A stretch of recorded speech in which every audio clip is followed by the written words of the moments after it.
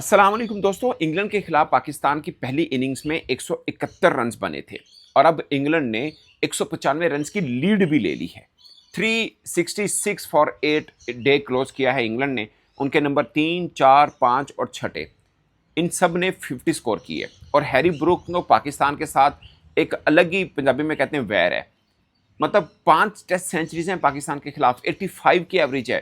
Just 6 test match खेले हैं उसने, 5 टेस्ट सेंचुरीज हैं, एक 50 है, 85 की एवरेज है। एक ट्रिपल 100 भी है मुल्तान के अंदर। 317 रन बनाए थे हैरी ब्रूक ने। अभी शुक्र है 91 के ऊपर आउट हुआ है। ये इसका होम ग्राउंड था by the way, Harry Brook का, जहां पर वो अपनी सेंचुरी को मिस कर गए, अपनी 11वीं टेस्ट सेंचुरी ओवरऑल, और पाकिस्तान के खिलाफ 6ठी टेस्ट सेंचुरी को मिस किया उन्होंने।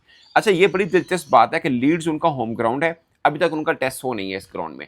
लास्ट ईयर यानी सिर्फ एक साल पहले 2025 में भारत के खिलाफ खेलते हुए 99 रन पर वो आउट हुए थे। तो दूसरी मर्तबा उनके पास चांस था कि वो अपनी टेस्ट सेंचुरी भी बना लेते और लीड्स के अंदर भी टेस्ट सेंचुरी बना लेते, मगर नहीं बना पाए हैं। अगरचे पहली एक रन के ऊपर उनका कैच भी ड्रॉप किया खुर्रम शहजाद की बॉल के ऊपर।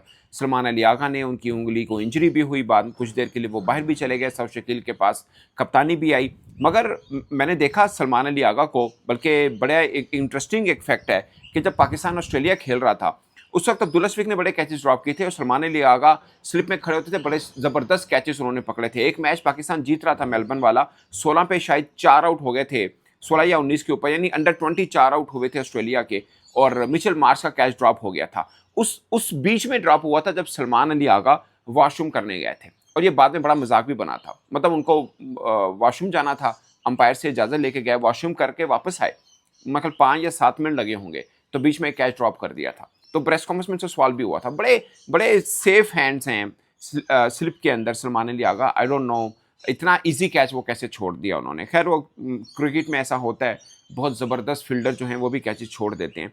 और जोए रूट, उन्होंने 68 टेस्ट 50 की है, और सचिन, द ग्रेट सचिन तेंदुलकर का रिकॉर्ड उन्होंने बराबर किया है। By the way 50 plus runs की तरफ अगर आप जाएं तो उनके 109 बनते हैं, यानी उनकी सेंचुरीज और 50 की मिलाकर बात करें तो 109 बनते हैं। मगर ये रिकॉर्ड जो है सचिन तेंदुलकर के पास है, जो 119 बनते हैं उनके, यानी 68 50 सचिन तेंदुलकर की भी हैं, 68 50 जोए रूट की भी हैं। मगर सचिन तेंदुलकर की 51 टेस्ट सेंचुरी भी हैं, जबकि जोए रूट की 41 टेस्ट सेंचुरीज हैं। सो 10 टेस्ट सेंचुरी अभी उनके पीछे हैं। मगर पाकिस्तान के खिलाफ उन्होंने इस टेस्ट मैच की पहली इनिंग के अंदर दोबारा कप्तानी मिलने पर 50 रन भी की है। अगरचे मैच तो नजर आ रहा है कि पाकिस्तान से बहुत दूर हो चुका हुआ है, वो तो पहले दिन भी साफ हो रहा था, मगर जिस तरह दिन गुजर रहे हैं उस तरह पाकिस्तान की, जिसे बोलते हैं कि, इनकॉम्पिटेंसी नजर आ रही है। मतलब पहले होता था ना, बैट्समैन रन नहीं कर रहे हैं, मुझे ये था कि बॉलर अपना खाता पूरा जरूर करेंगे। आप अगर पाकिस्तान के बॉलर्स का रिकॉर्ड देखें तो सिर्फ एक अब्बास हैं जिन्होंने तकरीबन 3 की इकोनॉमी से रन दिए, बाकी सब ने, खुर्रम शहजाद ने 5.8, ये वनडे में नहीं होता किसी एवरेज बॉलर का। ऑल तो मुझे बड़ा पसंद है, मुझे लगता है कि इंग्लिश कंडीशन में अच्छी बॉलिंग डालेंगे, बट 5.84 की इकोनॉमी से उन्होंने रन दिए। 19 ओवर में 111 रन।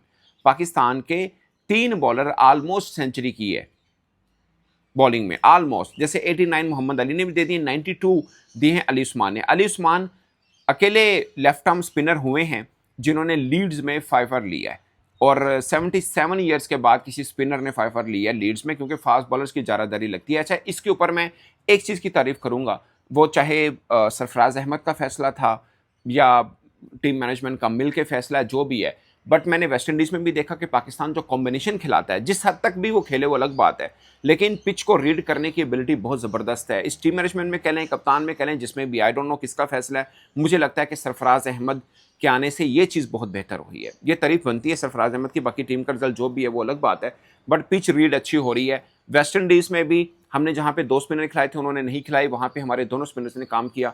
यहाँ पर भी आपने स्पिनर खिलाया, लीड्स में हम एक्सपेक्ट कर रहे थे शायद फास्ट बॉलर बढ़ेगा, स्पिनर नहीं होगा, मगर इन्होंने रीड किया और 5 लिया अली उस्मान ने। By the way Ali Usman domestic में परफॉर्म करके आ रहे हैं, बहुत सबसे ज़्यादा विकेट्स उन्होंने ली हैं, बल्कि 9 रन्स देकर 6 खिलाड़ी भी आउट किए थे, जब 40 रन सेव करने थे टेस्ट इसमें फर्स्ट क्लास के अंदर, तो अली उस्मान ने 9 रन्स देके 6 खिलाड़ियों को आउट किया था। ये इनकी बेस्ट परफॉर्मेंस है, ये कैपेबिलिटी तो है, मगर यहाँ पे 92 रन्स देके 5 खिलाड़ी आउट किए हैं, उन्होंने पांजा लगाया है और उस पिच पे लगाया है जहां पे पांजा आसानी से नहीं लगता, ये उनकी तारीफ बनती है। He is the only left arm spinner from Pakistan जिन्होंने लीड्स में पांजा लगाया। ओवरऑल पाकिस्तान के ये छठे स्पिनर बनते हैं, क्योंकि इससे पहले भी इंग्लैंड के अंदर पाकिस्तानी स्पिनर्स ने, मुश्ताक अहमद ने 2 मरतबा 5 विकेटें ली हैं, यासिर शाह ने 2 मरतबा 5 विकेटें ली हैं, अब्दुल कादिर साहब ने, इंतखाब आलम साहब ने, सैयद अजमल साहब ने एक एक बार 5 विकेट्स लिए हैं, और अब अली उस्मान है, और he is the only left arm spinner जिन्होंने पांजा लगाया। अदरवाइज सारे, कोई लेग स्पिनर था, कोई ऑफ स्पिनर था। मेरा अजमल ऑफ स्पिनर था, बाकी शायद सारे लेग स्पिनर ही थे। सो ये रहा। मगर मुझे जो एक शिकवा है वो ये है कि 92 रन देके 5 खिलाड़ी आउट किए हैं। दूसरी तरफ इंग्लैंड के दोनों बॉलर जिन्होंने 5-5 आउट किए थे, उन दोनों के कलेक्टिव 97 रन बनते हैं। सोचिए 97 रन देके 10 खिलाड़ी उन्होंने आउट किए, तो कितना बड़ा एक गैप है। और वो शुएब अख्तर अक्सर कहते हैं कि ये हमारे खिलाड़ी जो 5 या 6 विकेट लेते हैं ना एक इनिंग में, उसका कोई फायदा नहीं होता जब 100 रन दें। ये चाहिए होते हैं आपको अंडर 40 के अंदर, यानी 40 रन से कम कम में अपने 5 आउट किए, क्योंकि सभी खिलाड़ी 5 नहीं आउट करते। आपकी बॉलिंग लाइनअप में एक ही होता है जो करता है। ये तो इंग्लैंड की तरफ से एक रिकॉर्ड हो गया ना कि कितने लंबे टाइम पीरियड के बाद 2 बॉलर ने 5 विकेट्स ली हैं और हाफ अ बॉल उन्होंने अपने पास रखी है एक तरह से। सो ये एक चीज़ है। इतने रन देने के बाद पांजा लगाने का कोई मानी मेरा ख्याल में ज़्यादा बनता नहीं। वही ना, पाकिस्तान उनके खाते में चला गया कि उन्होंने पांजा लगा दिया, उनकी परफॉर्मेंस में ऐड हो गया। बट आप दूसरी तरफ देखें 366 रन बन गए हैं 8 खिलाड़ी आउट के ऊपर। अभी भी स्मिथ मौजूद हैं, आर्चर मौजूद हैं। मुझे डर तो ये लग रहा है कि ये 400 की तरफ ना चले जाएं। अगर 400 की तरफ चले जाते हैं तो मुझे नहीं लगता कि दोबारा इंग्लैंड को पैड बांधने की ज़रूरत पड़ेगी। ये मैं आपको अभी बता देता हूँ, ये दोबारा पैड बांधने की जरूरत नहीं पड़नी है। भले पिच जितनी मर्जी अच्छी होगी, पिच तो पहले भी ठीक थी।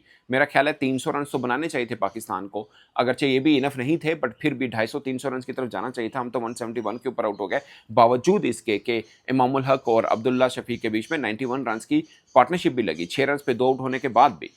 लेकिन फिर वही हुआ जो हमारा होता है, 74 रन के ऊपर 8 खिलाड़ी आउट हो गए, और हमारा टेल तो बिल्कुल ही ना होने के बराबर है।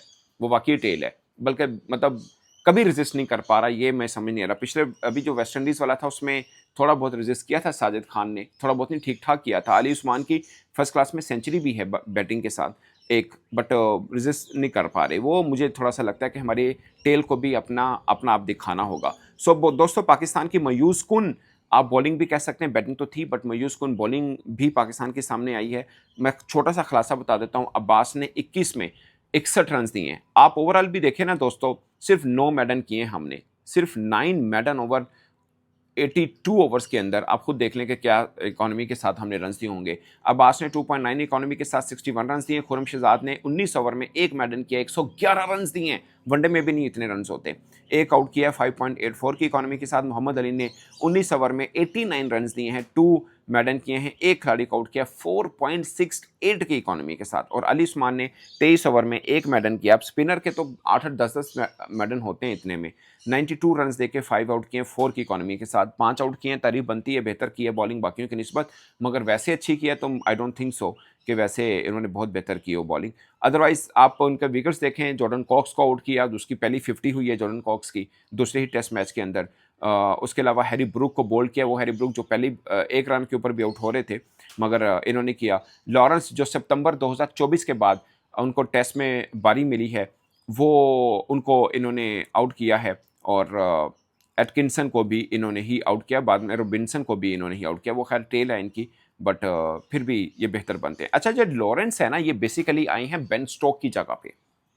इन्होंने अपनी डिवीजन सेकंड में काउंटी की तरफ से खेलते हुए ना, इन्होंने 5 सेंचुरीज की हैं, 788 रन किए हैं, हाईएस्ट रन थे, और इस तरह उनकी वापसी हुई है। अदरवाइज जो सितंबर 2024 के बाद इनकी वापसी हुई है, इन्होंने 5th टेस्ट 50 पाकिस्तान के खिलाफ ऐसे ओवरऑल कर लिया इन्होंने, मगर काउंटी चैंपियनशिप में इन्होंने इस तरह के की तरफ से खेलते हुए सबसे ज़्यादा रन किए थे, इसलिए इनकी वापसी हुई थी। वो एक अलग बात है कि Ben Stoke bowling, fast bowling allrounder हैं, ये स्पिन ऑलराउंडर हैं, मगर ये बेन स्टोक की जगह पे इनको शामिल किया। बट मैं एक बार फिर तारीफ करूंगा पाकिस्तान की, एटलीस्ट कॉम्बिनेशन बेहतर खिलाया। अब जिसमें क्या कैपेसिटी है, कौन कितना भाग सकता है, वो तो एक अलग बात है, मगर पिच को रीड करने की एबिलिटी मुझे दूसरी मरतबा इन दूसरी सीरीज़ में, वेस्ट इंडीज़ में भी पाकिस्तान ने बड़ी ज़बरदस्त रीड किया था, और यहाँ पे भी मतलब अब रिजल्ट आया ना, आपको उधर भी स्पिनर ने किया, क्योंकि वहाँ पे भी हम यही बहस कर रहे थे कि वेस्ट इंडीज़ ने स्पिनर नहीं खिलाया, हम क्यों खिला रहे हैं। बट हमारा वो फैसला सही दुरुस्त फैसला साबित हुआ था, हम जीते भी थे। यहाँ जीतनी नज़र आ रही, बट एटलीस्ट जिसको खिलाया है उसने 5 आउट भी किए हैं। सो सरफराज अहमद,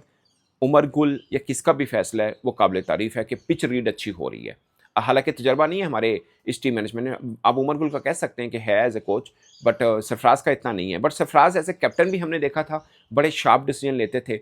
इनकी कोचिंग के ऊपर बहुत से तनकीद भी हुई, मैंने भी शायद की। मेरा अभी भी मानना है कि अंडर 19 को वो अच्छा लीड कर सकते थे। अंडर 19 के साथ साल 2 साल और लगाना चाहिए था, फिर ए टीम के साथ, फिर पाकिस्तान टीम पे। बट एज ए कैप्टन उनके डिसीजन बड़े अच्छे होते थे, टेक्निकल डिसीजन करते थे। उनकी कप्तानी के अंदर पाकिस्तान ने T20 सीरीज़ में बड़ी ज़बरदस्त कामयाबी हासिल की है। अब एज ए कोच, अगर से तजर्बा नहीं है उनका, बट एज ए कोच जो डिसीजन कर रहे हैं वो बड़े ज़बरदस्त आ रहे हैं। बाकी गेम प्लानिंग और सब चीज़ों में ऑफकोर्स काफ़ी गुंजाइश बाकी है, क्योंकि जो रूट रन किए हैं, हैरी ब्रूक पाकिस्तान के खिलाफ मुसलसल रन करते हैं, अभी भी कर रहे हैं। सो वो चीज़ें ऑफ कोर्स गेम प्लानिंग का हिस्सा हैं, वो सब ने इसमें अपना इनपुट डालना है।